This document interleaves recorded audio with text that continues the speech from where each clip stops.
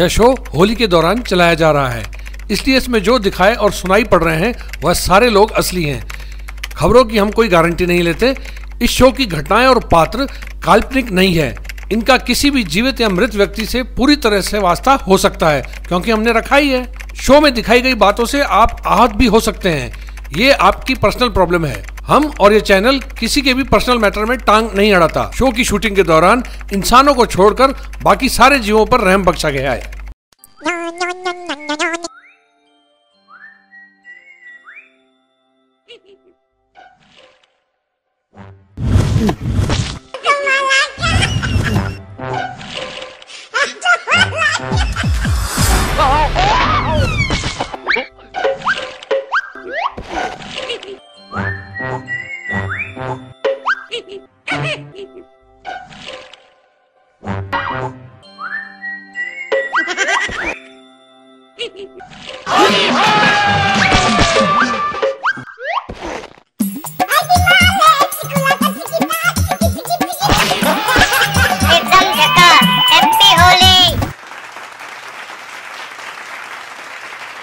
नमस्कार, मैं नरेश राघानी स्वागत करता हूं आपका हॉराइजन हिंद होली हुल्लड़ में। जगह जगह होली के समारोह हो रहा है। लोग एक दूसरे पर रंग डाल रहे हैं। कोई आरोपों का रंग डालता है, कोई वर्चुअल रंग डालता है, कोई किसी का मजाक उड़ाता दिखता है तो कोई किसी का। हमने भी सोचा कि एक नया एक्सपेरिमेंट किया जाए। क्यों ना हम हमारे साथ किसी बुद्धिजीवी को बिठाकर, वाकई तथाकथित बुद्धिजीवी को बिठाकर इस बात पे लोगों के आम मुद्दों पे और अजमेर के मुद्दों पर चर्चा करें। तो आज हमारे साथ हाजिर हैं ऐसे ही एक बुद्धिजीवी वेद माथुर जी। नमस्कार। वेद माथुर जी परिचय के मोहताज नहीं है। इन्होंने बहुत सारी किताबें लिखी हैं। बहुत अच्छा इनका करियर रहा है। बैंकिंग सेक्टर को भी पोल खोलने में इन्होंने कीर्तिमान स्थापित किया है। बहरहाल शुरू करते हैं वेद जी से। पहला सवाल, वेद जी, आजकल शहर में जिस तरफ देखो, है ना, जिस गली में घुसो, जहां देखो, जिस तरफ मुंह बहाए दुकानों मुंह फाड़ कर खुली हुई है। छोटे छोटे कॉम्प्लेक्स बने हुए हैं, गली गली में कॉम्प्लेक्स बने हुए हैं। जिस तरफ देखो मतलब कॉम्प्लेक्स माफियाओं की बाढ़ आ गई है। ऐसा क्यों लग रहा है आपको? अजमेर के बहुत तेजी से बदल रहा है, ऐसा क्यों लग रहा है? देखिए, नगर निगम का ये प्रयास है कि ज्यादा से ज्यादा लोगों को कॉमर्शियल कॉम्प्लेक्सेस के माध्यम से रोजगार मिले। अभी तक अजमेर में जो कॉमर्शियल कॉम्प्लेक्स बने हैं उससे करीब 12,13,215 लोगों को रोजगार मिल चुका है। क्या बात कर रहे हैं आप? सुनिए, आपने सुना वेद जी क्या बोल रहे हैं? 12,13,000 कितना था? 215 कैसे संभव है? वेद जी इतनी तो हमारी पॉपुलेशन ही नहीं है। अजमेर की पॉपुलेशन सबको तो रोजगार दे चुके हैं। सरकारी आंकड़े तो ऐसे ही होते हैं। आप चाहें तो इसमें 100 का भाग लगा लें। 100 का भाग लेने सबसे समस्या हो जाएगी। ऐसे अगर हमारे सांख्यिकी विभाग काम करने लगे तो फिर तो हो गया बंटारा। सरकार में इसी तरह काम चलता है।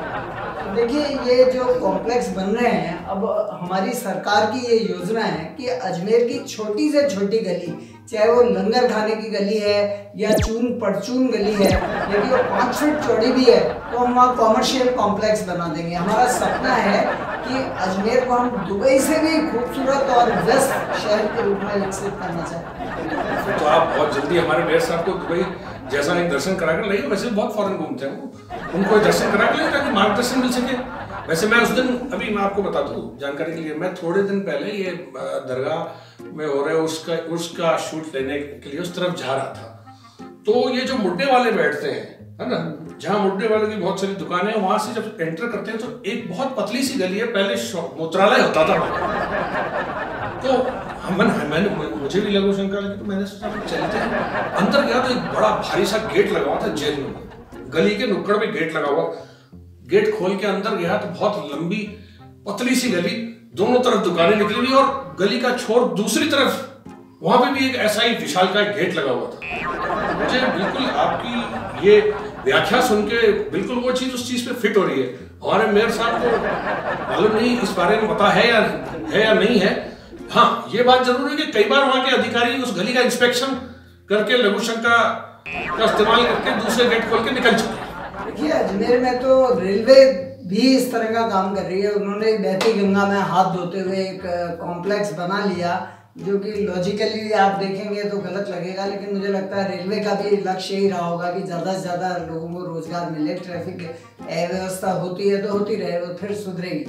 नहीं आखिर ट्रैफिक अव्यवस्थित नहीं होगा तो शहर बड़ा कैसे दिखाई देगा साहब? ये भी तो एक बात है। अच्छा, दूसरी बात, बड़ा अहम मुद्दे पे आते हैं साहब। अजमेर के प्राइवेट मेडिकल डॉक्टर्स और डॉक्टर्स खासी नाराज हैं। उनको मतलब कमाई नहीं हो पा रही, मतलब ऐसा क्यों लग रहा है? देखिए, अजमेर की जो सफाई व्यवस्था है वो पहले से निश्चित रूप से काफ़ी बेहतर हुई है, तो उससे अजमेर में रोगियों की संख्या कम हो रही है और प्राइवेट मेडिकल प्रैक्टिशनर्स हैं उनको जो रोगी उनके यहाँ जाते थे वो कम हो रहे हैं। एक और महत्वपूर्ण बात यह है कि केकड़ी में खास तौर से प्राइवेट मेडिकल प्रैक्टिशनर की आमदनी लगभग बंद हो गई है, क्योंकि रघु शर्मा जी का सारा फोकस केकड़ी के लोगों को चिकित्सा सुविधाएं देने, बेहतर दिलवाने का। यहाँ तक कि उन्होंने पूरे प्रदेश के नहीं, ये आपको किसने कहा? वो केकड़ी के स्वास्थ्य मंत्री हैं। और जेएलएन में भी हमने सुना है कि एक विंग अलग से बना दी गई है जो ये इंश्योर करती है कि केकड़ी से आने वाले लोगों को ठीक से चिकित्सा मिले। और देखिए, जब केकड़ी वालों के लिए जेएलएन का सुधार होगा, मतलब केकड़ी वालों को वीआईपी ट्रीटमेंट मिल रहा है। हाँ बिल्कुल। देखिए, आप भी जेएलएन जाएं तो यहाँ लिख के एक स्लिप लगा लें केकड़ी निवासी। तो इससे तो बेहतर है स्वास्थ्य मंत्री केकड़ी कार्ड का विमोचन करके केकड़ी वालों को बांट दिया, आप जाइए तो एंट्री कीजिए और बड़ा कार्ड की भी जरूरत नहीं है। आप डॉक्टर को जाके कहेंगे मैं केकड़ी से हूँ तो आपको पूरी रेस्पेक्ट देगा। उसके लिए अलग स्टाफ का कुछ स्टाफ जेएलएन में अलग से रिफ्री किया गया है केकड़ी के लोगों। बहुत बढ़िया, भगवान भला करे इस शहर के स्वास्थ्य का। खैर, यह सुनने में आया कि नगर निगम की कमिश्नर चिन्मयी गोपाल और हमारे मेयर साहब में कुछ अनबन है, ऐसे कुछ सुनाई दिया था, हवा में उड़ती आई थी। मैंने सोचा आप जैसे देखिए, अजमेर में ख्वाजा मोइनुद्दीन चिश्ती जब हुआ करते थे तो उन्होंने संदेश दिया कि सब लोगों को मिलजुल कर प्यार से रहना चाहिए, और उस संदेश को किसी और ने सुना है ना सुना हो, हमारे अजमेर की नगर निगम ने पूरा सुना है। और नगर निगम में कांग्रेस और बीजेपी के लोग जिस तरह मिलके काम कर रहे हैं, इसकी मिसाल आपको पूरी दुनिया में क्या पूरे विश्व में नहीं मिलेगी। पहली बात, जहाँ तक कमिश्नर के और मेयर के मतभेदों का सवाल है, तो मुझे लगता है यदि कोई महिला मुंबई से अजमेर की चून परचून गली में या लंगर खाने गली में आती है तो कुछ दिन उसको गली में बदबू आती है, लेकिन थोड़े दिन बाद वो उस बदबू की आदी हो जाती है, फिर उसको बदबू नहीं आती। तो मुझे लगता है कमिश्नर को थोड़े दिनों बाद इस वातावरण में बदबू आना बंद हो जाएगा। नहीं, ये कहने आदत पड़ जाएगी। आप कुछ भी कह सकते हैं। अच्छा, एक चीज की बड़ी चर्चा थी, हमारे अजमेर विकास प्राधिकरण बड़ी बड़ी योजना लेता है, लेकिन अभी हाल ही में पिछली मेरे ख्याल में साल भर पहले या 8 महीने पहले एक चर्चा चली थी कि अजमेर से पुष्कर घाटी का रास्ता चढ़ के लोगों को नहीं जाना पड़ेगा, एक सुरंग का निर्माण करेंगे, एक सुरंग का निर्माण करने जा रहा है। काफी बातें हुई, काफी काम, और इसी बहुत माहौल बना। अब वो सुरंग मतलब कौन सी सुरंग, कौन सी? देखिए, मेरी एक ताई जी हैं, उन्होंने भी ये समाचार अखबार में पढ़ा था और उनकी प्रतिक्रिया ये थी उस समय कि माँ तो भूखी मरे और मासी के लिए दाल बाटी चूरमा को इंतजाम करवा चालियो। तो शहर के अंदर जो आपका एरिया था वो क्या कर रहा था कि नाली की, सड़क की और स्ट्रीट लाइटों का जो बजट था उसको वो पुष्कर घाटी में ले जाके खर्च करना चाह रहा था, लेकिन चूंकि सरकार बदल गई इसलिए उनका जो प्लान था मुझे लगता है फेल हो गया। दूसरी बात है कि पुष्कर एक धर्म स्थली थी। मुझे लगता है कि पिछली सरकार यदि इसमें सुरंग बना देती तो धीरे धीरे एक औद्योगिक क्षेत्र में कन्वर्ट हो जाती। वैसे भी अपने आप भी इतने होटल खुल रहे हैं कि पुष्कर धीरे धीरे इंडस्ट्रियल एरिया में तब्दील हो रहा है। तो ये मैं सोचता हूँ ये प्लान अपने आप ही फेल हो जाएगा और ये शहर के हित में ये प्लान फेल हो जाए सुरंग का।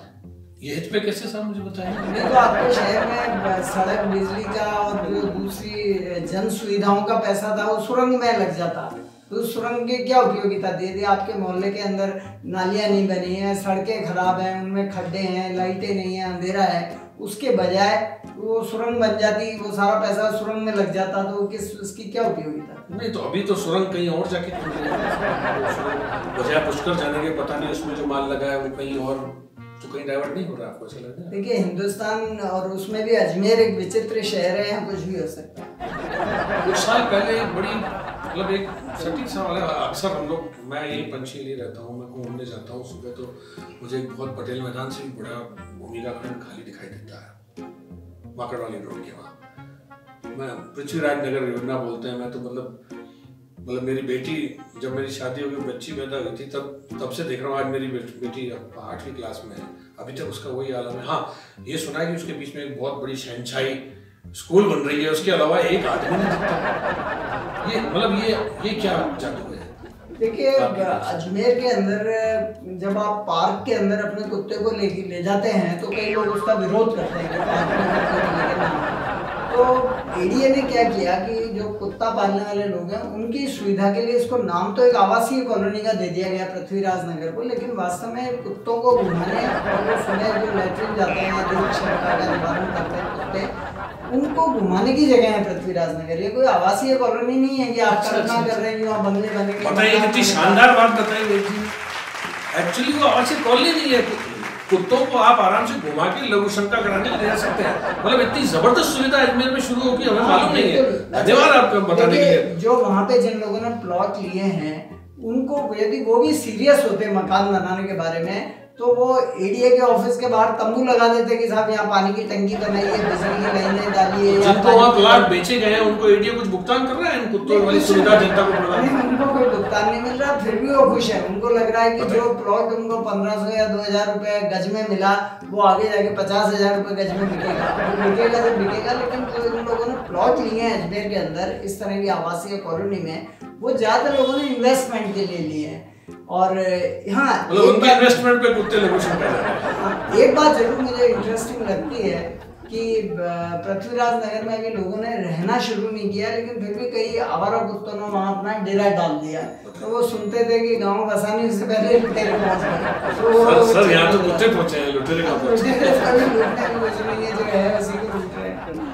एक चीज ऐसी, एक बड़ी महत्वाकांक्षी योजना थी विजय राजे सिंधिया, हमारे पूर्व मुख्यमंत्री अश्विनी राजे के माता के नाम से थी। उस योजना में भी बिल्कुल यही हाल है, मतलब वो भी बिल्कुल वीरान पड़ी है। जब से बनी है उसमें कोई काम नहीं है, और अब तक भी वो स्थिति, अब तो कुछ मुझे होता दिखाई नहीं देता। उसके लिए कोई सुझाव कैसे हो पाएगा? देखिए, ये जो योजना है विजय राजे सिंधिया योजना, मुझे लगता है कि इसको विकसित होने में 50 से 60 साल अभी और लगेंगे। 50 से 60 साल? हाँ, और यदि आप चाहते हैं कि इसका विकास हो तो आप एक काम करें, वहाँ पे योजना का जो बोर्ड लगा हुआ है उसकी जगह एक नया बोर्ड लगा दें, उस पर लिखा हो प्रियंका गांधी आवासीय, और उसके बाद उसका फोटो खींच के प्रियंका गांधी को भेज दें आप कि आपके नाम पे कॉलोनी बन रही है लेकिन इसका विकास नहीं हो रहा है। तो जो हमारी कांग्रेस की सरकार है वो विकसित कर देगी। नहीं सर, ऐसे तो ईडी, मोदी जी ईडी वालों को भेज देंगे ना, उनके पति पे भी तो चल रहा है आजकल। उनके नाम का बोर्ड लगना बड़ा रिस्की है। नहीं, ये भी कोई सॉल्यूशन तो दिखाई नहीं दे रहा है। आप लगा के देखिए, फिर रिजल्ट देखना आप। मतलब आप सीबीआई वालों और ईडी वालों को यहाँ दावत देना चाहते हैं, इस बहाने अपने शरीफ और पुष्कर जी के दर्शन कर लेंगे? हाँ जी। एक बड़ा अहम सवाल, मैं आज से 20 साल पहले, अभी काफी जवान होता था, तो थोड़ा यादाश्त भी कम होने लग गई, बड़ी समस्याएं उत्पन्न होने लग गई मेरे अंदर। जब मैं थोड़ा जवान होता था तब मैंने देखा वासुदेव देवनानी जी जो है वो अपना विजय रथ उदयपुर से लेकर आए और यहाँ से धम से आगे, उसके बाद अभी तक भी 20 साल हो गए, उन्होंने ऐसी जड़ पकड़ी है, ऐसी जड़ पकड़ी जिसकी कोई हद नहीं। मतलब ऐसी उनसे, मतलब मैं जी, हालांकि मेरे बहुत अच्छे मित्र हैं, मैं कभी पूछने की हिम्मत नहीं है भाई साहब ऐसी जड़ कैसे पकड़ी आप थोड़ा इस पे विकास चलेंगे इसमें? मतलब ये उनके आईक्यू का कमाल है या लोगों के आईक्यू का? इस बार जो देवनानी जी की जीत हुई है उसके दो कारण है। एक तो उनका बूथ मैनेजमेंट, उन्होंने क्या किया कि हर बूथ अध्यक्ष को ये कहा कि भाई तुम्हारे एरिया के 20 मास्टरों के तबादले मैं अजमेर कर दूंगा या जहाँ वो चाहते हैं वहाँ कर दूंगा, और किए उन्होंने। उसका परिणाम ये हुआ कि जब भी बूथ अध्यक्ष अपनी कॉलोनी में या मोहल्ले में निकलता था तो वो 20 मास्टर जो उनके द्वारा ट्रांसफर करा के अजमेर आए हुए थे वो झुक के सलाम करते थे दिन में 4 बार। तो बूथ अध्यक्षों को लगा कि यार जिस देवनानी जी के कारण रोज 25 आदमी हमको 4 बार 6 बार सलाम कर रहे हैं, उन देवनानी जी के लिए हमें जान लड़ानी होगी। उन्होंने जान लड़ाई और देवनानी जी जीते। दूसरा एक महत्वपूर्ण कारण ये रहा कि अजमेर में दुनिया भर की सरकारी स्कूलें हैं। उन सरकारी स्कूलों में जितने भी अध्यापक हैं या मास्टर हैं वो सारे के सारे या तो संघ से संबंधित थे या वो सारे के सारे कोई सेटिंग करके आए थे। तो उनको लगा कि यदि देवनानी जी नहीं जीते और कोई नया आ गया तो फिर नई सेटिंग करो, और मुश्किल काम है। इसलिए उन्होंने भी जान लड़ा दी कि देवनानी जी को जिताया जाए। तो ये दो फैक्टर मुझे लगता है कि देवनाथ जी की जीत के अंदर कारक रहे। लेकिन अब उन मास्टरों का क्या होगा साहब, उन मास्टरों का और उनके उन कार्यकर्ताओं का क्या होगा साहब? सरकार वहाँ कांग्रेस की आ चुकी है, देवनाथ जी महज एक एमएलए हैं और उनके पास कोई पोर्टफोलियो भी नहीं है, उनका भला और कैसे करेंगे? इसका मतलब अगली बार तो उनका जीतना मुश्किल हो जाएगा अगर ये सिस्टम और ये टेक्निक है तो। देखिए नरेश जी, सरकारी कर्मचारी आजकल वो राजनीतिज्ञ से भी बड़ा राजनीतिज्ञ हो गया है, तो वो नए सत्ता आने के बाद वो नए स्वरूप में और नई सेटिंग कर लेगा, वो भी सेटिंग करना जानते हैं। तो तू डाल मैं बात वो यहीं रहेंगे। नहीं, बिल्कुल मैं आपकी इस बात से इत्तेफाक रखता हूँ साहब, क्योंकि स्वास्थ्य महकमे में हमारे सीएमएचओ साहब के सोनी साहब जिस तरह से भाजपा के टाइम में अधिकारियों को और नेताओं को मक्खन लगा के जमे हुए थे, तो सरकार आती ही लगा था कि सोनी साहब यहाँ से जाना होगा, और सोनी साहब आज तक अब उनका मक्खन जो पहले राजेंद्र राठौर साहब को लगता था अब शर्मा जी को लग रहा है, और अपनी जगह बरकरार है। नरेश जी जो गए भी हैं अधिकारी, वो थोड़े दिन में वापस आ जाएंगे। विक्रम और बेताल की कहानी है, बेताल को आप किसी दूर जाके छोड़ के आएंगे और वापस ये अपने पेड़ पे उल्टा लटकना है, अजमेर के पेड़ पे लगते हैं। बात अजमेर दक्षिण के उम्मीदवार की करें तो अजमेर दक्षिण में भाटी परिवार के सुदृढ़, स्मार्ट और बड़े डायनामिक श्री हेमंत भाटी, वो भी इस बार चुनाव हार गए, जबकि वो किसी जमाने में करते थे। अनीता बघेल जो जीती हैं वो खुद उनके संरक्षण, उनके समर्थन से जीता करती थी। तो मतलब ये चमत्कार किस तरह से? देखिए, जिन लोगों की सोच छोटी है या जो नैरो माइंडेड हैं, उनका ये कहना है कि साहब हेमंत भाटी के हारने में उनके बड़े भाई ललित भाटी, लेकिन ये बड़ी संकीर्ण सोच है। ललित भाटी जी बड़े उदार हृदय के रॉयल किस्म के आदमी हैं, और ये संभव है कि उनका प्रयास ये रहा हो कि भाई एमएलए जैसी छोटी मोटी पोस्ट पे ना जाए, एमपी बने। इस चक्कर में हो सकता है ललित जी ने पूरा सहयोग नहीं किया और बाहर मतलब ललित जी हेमंत जी को एमपी के लिए रिकमेंड कर रहे हैं। उनका भाई है, क्यों नहीं करेंगे वो?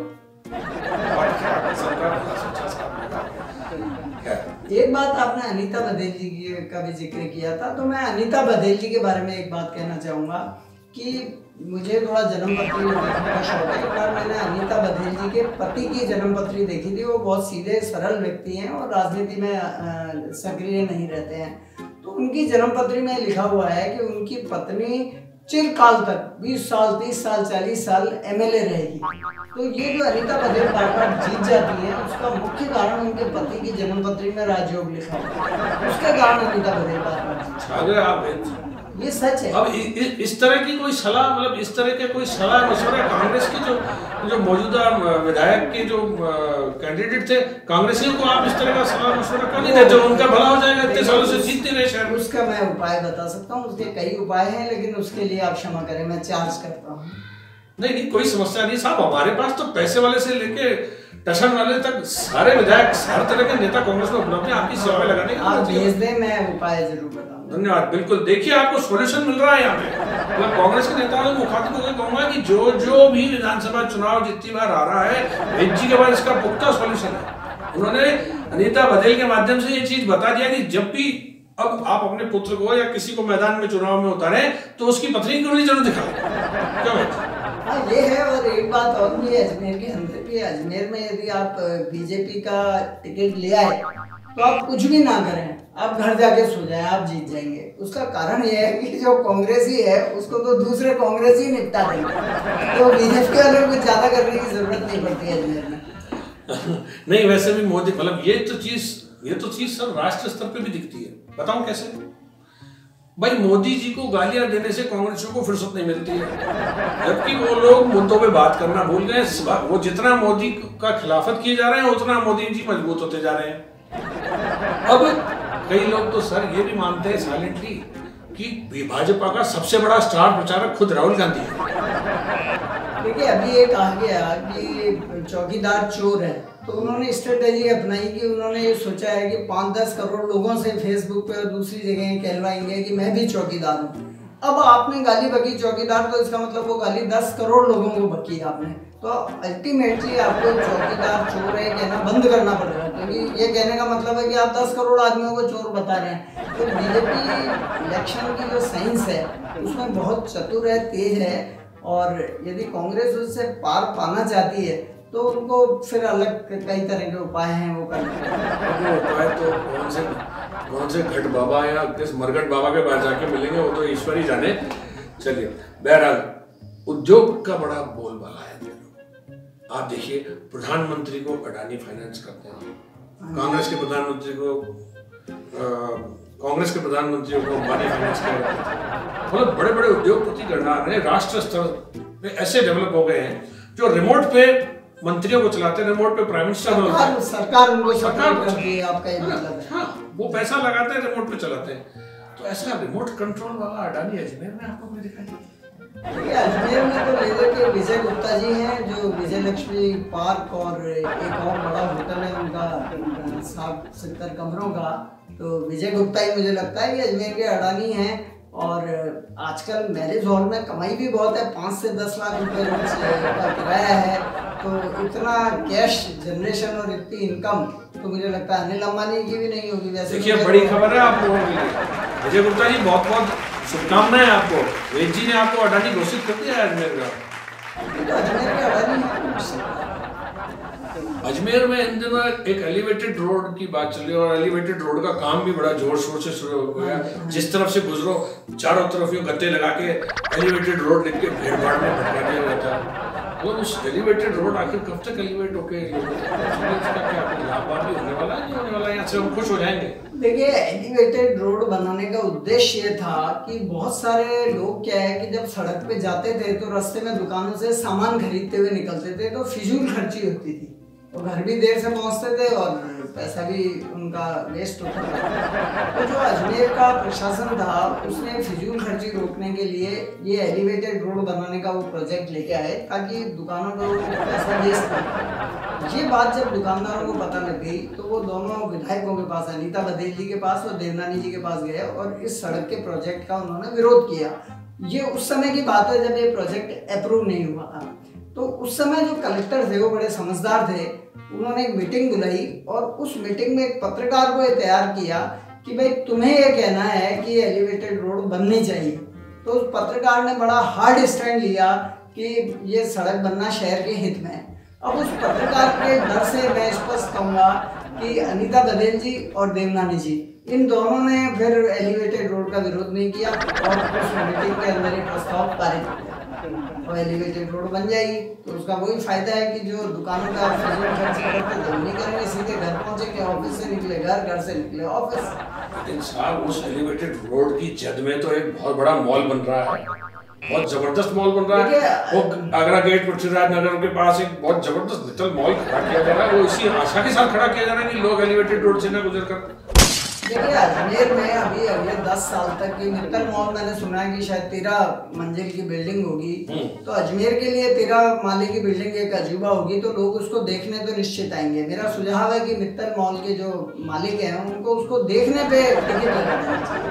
भाई आपको 2 मंजिल देखनी है तो 20 रुपए, 5 देखनी है तो 50 रुपए, पूरी 13 देखनी है तो 200 रुपए टिकट। तो इस तरह वो टिकट मित्तल मॉल वाले लगा सकते हैं। जहाँ तक मेरा अनुभव है अजमेर के बारे में, अजमेर चूंकि टायर्ड और रिटायर्ड लोगों का शहर है, इसलिए यहाँ मॉल में लोग घूमने आएंगे, सामान खरीदने नहीं आएंगे। ज्यादातर घूमने नहीं, जैसे जायरीन भी आते हैं तो उनको थोड़ी सुविधा हो जाएगी। वो भी टाइम कहाँ पास करें बेचारे, वो कहीं ना कहीं तो घूमेंगे ना। अच्छा, एक बात और है कि ज्यादातर जायरीन टाइम पास करने के लिए सुभाष उद्यान में जाते हैं। हाँ। तो अब वहाँ भी शायद टिकट है 2 रुपए। गर्मी भी होती है, लेकिन यहाँ एसी तो मिलेगा, एयर कंडीशन मिलेगा। अपन ज्यादा 20-50 सही कह रहे हैं कि वास्तव में ये जो मॉल बन रहा है जायरीनों, वो मित्तल मॉल के लोगों ने इसको कॉमर्शियल वेंचर के रूप में शुरू नहीं किया है। ये वास्तव में एक जन सेवा के रूप में CSR है। उनका ये है कि ठीक है, जो जायरीन आएंगे वो दिन भर कहाँ जाएंगे, तो वो दिन भर मॉल के अंदर घूमते रहेंगे। चलिए, ये तो मित्तल मॉल बनाने वालों का नजरिया बताया आपने जो उसके अंदर जो दुकानें इतनी बड़ी बड़ी विशाल दुकानें, वो मतलब बिकेंगी कैसे? अजमेर में मतलब वाकई इतना पोटेंशियल है, मतलब दुकानें कैसे एडजस्ट?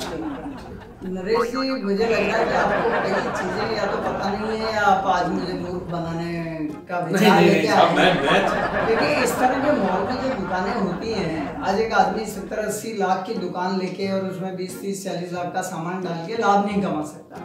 तो क्या होता है कि बहुत सारे ऐसे सरकारी मुलाजिम होते हैं, निजी व्यापार करने वाले लोग होते हैं जिनके पास ब्लैक मनी होता है और वो सरप्लस होता है। तो वो अच्छा उनका बेटा है वो बेरोजगार है, कोई काम नहीं कर रहा है, उसकी शादी भी नहीं हो रही है क्योंकि उसके पास रोजगार नहीं है। तो वो लोग क्या करते हैं कि अपने ब्लैक मनी से किसी मॉल के अंदर बड़ी शॉप किराए पे खरीद ही लेते हैं और उस शॉप को लेके बेटे को वहाँ बैठा देते हैं, तो उसे बेटे की शादी भी हो जाती है और जो 2 नंबर का पैसा होता है उसको प्रयोग भी हो जाता है। तो मैं ये मित्तल मॉल के बारे में नहीं कह रहा हूँ, एक सामान्य चीज है कि नहीं, लेकिन ये तो आपने आइडिया दे दिया बड़ा जोरदार। भाई उनको अगर दुकानें बेचनी है बहुत ढंग से तो उनको मैट्रिमोनियल साइट से टाई अप कर लेना चाहिए कि जो भी मालदार आदमी अपने बेटे का रिज्यूम लगाए उसको बोला भाई साहब आपको हम डिस्काउंट पे दुकान देंगे।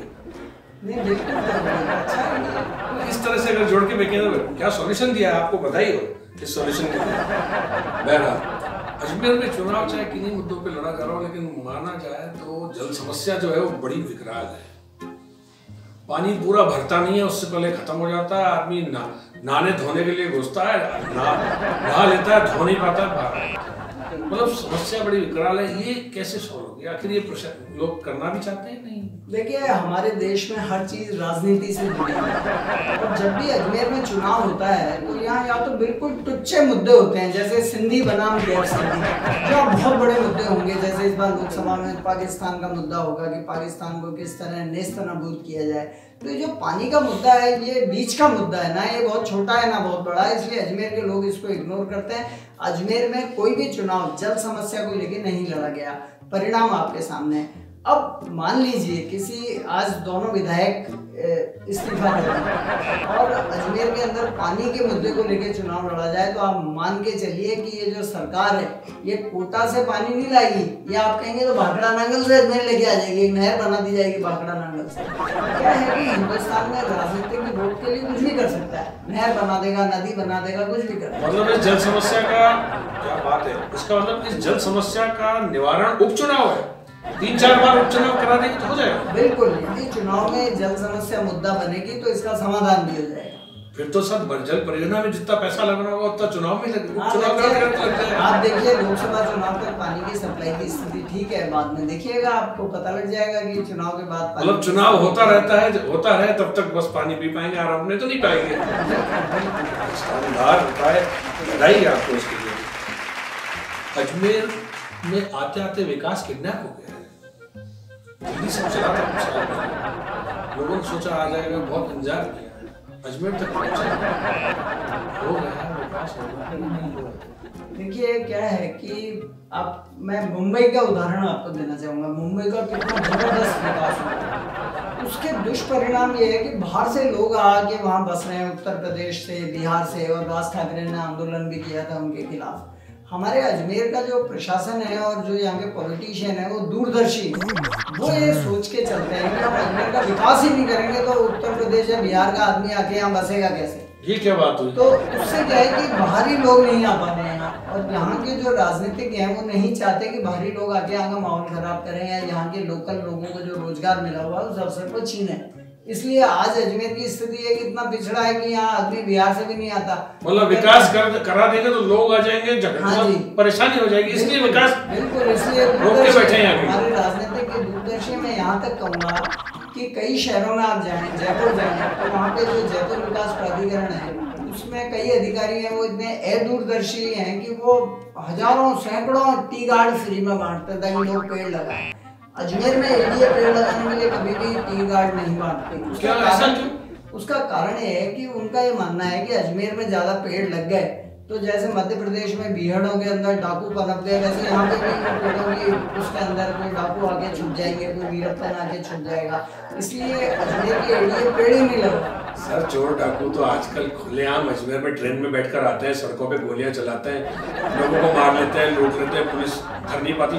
डाकू तो ये समस्या तो वैसे भी सॉल्व नहीं हो रही। नहीं, मान लो वो यहाँ पेड़ लगे हुए होते तो वो डाकू भागने के बजाय फिर यहीं छुप जाता और अगला अपराध करता, तो अगला अपराध का गुंजाइश नहीं होगा। मतलब वो माहौल साफ रखने के लिए जल्दी पकड़ना है, फिर भी तो पुलिस नहीं कर पा रही, समस्या है ना। पकड़ेंगे, ये देखते हैं इंतजार कब सुबह आनी है। अजमेर के प्रमुख इवेंट मैनेजमेंट कंपनियां कौन कौन सी? देखिए, कंपनियों के बारे में तो मुझे पता नहीं है, लेकिन जो मेन मैनेजर हैं इवेंट मैनेजमेंट करने वाले, उनमें कमल प्रकाश जी हैं, शिवरतन आर्य जी हैं और सतीश बंसल जी हैं। 3 नाम मुझे फिलहाल याद आ रहे हैं। ये तो नेता लोग हैं साहब। इवेंट, आप कोई भी इवेंट होगा आपको दिखेंगे, इसका मतलब इवेंट मैनेजमेंट करते हैं। जैसे आप उदाहरण तो सोमरतन जी कहा, सोमरतन जी कहीं कोई नृत्यांगनाएं नृत्य कर रही हैं, ऐसा कोई कार्यक्रम हो रहा है महिलाओं का, वहाँ भी सोमरतन जी प्रबंध करते हुए मिलेंगे। और कहीं कोई साहित्यकार गोष्ठी कर रहे हैं, नसरुद्दीन शाह जी आ रहे हैं, वहाँ पे भी आपको वो मिलेंगे। मतलब आप ये कहना चाह रहे हो नसरुद्दीन शाह को पिटवाने में उनका हाथ था? आप उठा रहे हैं, आप बिल्कुल कह सकते हैं। अच्छा, कमल प्रकाश जी वो तो खासी नेता है साहब। नहीं, नेता भी हैं पर जी जान से, पर इन सब लोगों का नेतागिरी पार्ट टाइम काम है, मुख्य काम नहीं है,